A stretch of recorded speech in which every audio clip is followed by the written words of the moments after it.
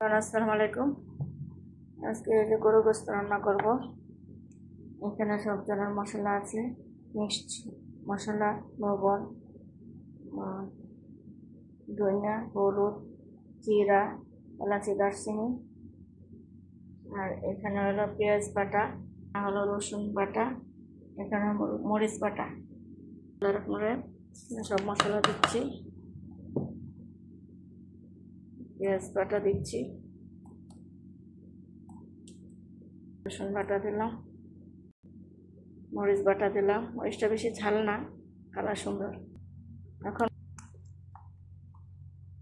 মতো তেল দিয়েছি,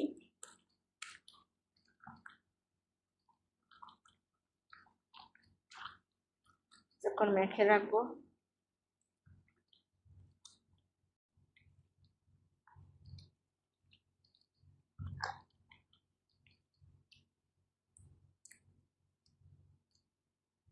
এখানে প্রেসার কুকারে দিয়ে দিব। পানি দিয়ে দিচ্ছি, পর্যাপ্ত পানি দিয়ে দেবো। আমি একবারে পানি দিয়ে দিই, একসাথে পানি দিলে ভালো। পানিটা ফুটে বেশিক্ষণ জাল হয়, তখন তরকারি ঝোলটা ভালো লাগে। আর কষায় যদি দেন গরম পানি দিবেন, আমি কষায় দিন, একবারে দিলে আরও টেস্ট হয়। প্রেসার কুকারে দিচ্ছি, হাড্ডি গুটি আছে, তাড়াতাড়ি হয়ে যাবে। হাড় থাকলে হাড়টা নরম হয়।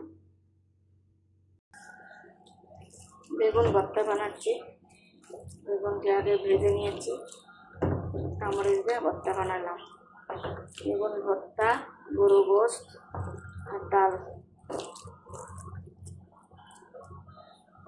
এভাবে বেগুন ভাইজা ভর্তা বানালে এত স্বাদ লাগে, খাইতে ইচ্ছা করে। হ্যালো এভরিওয়ান, এই তরকারি আমার হয়ে গেছে। আলু দিয়েছি, একটু ঝোল ঝোল করেছি, তো কষাই নাই, তেল উঠে গেছে বেশি। এখানে গরু গোস্ত রান্না করলাম। এখানে হলো ডাল,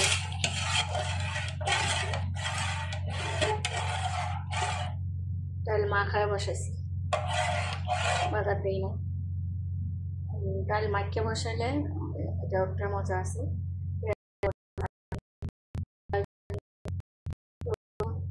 মরিচ সব কিছু একসাথে মিশিয়ে, জিরা, সব মশলা একটু করে দিয়ে মাখায় বসা দেবেন। অনেক ভালো লাগে। কাঁচা মরিচ নাই, শুকনো মরিচ দিয়েছি।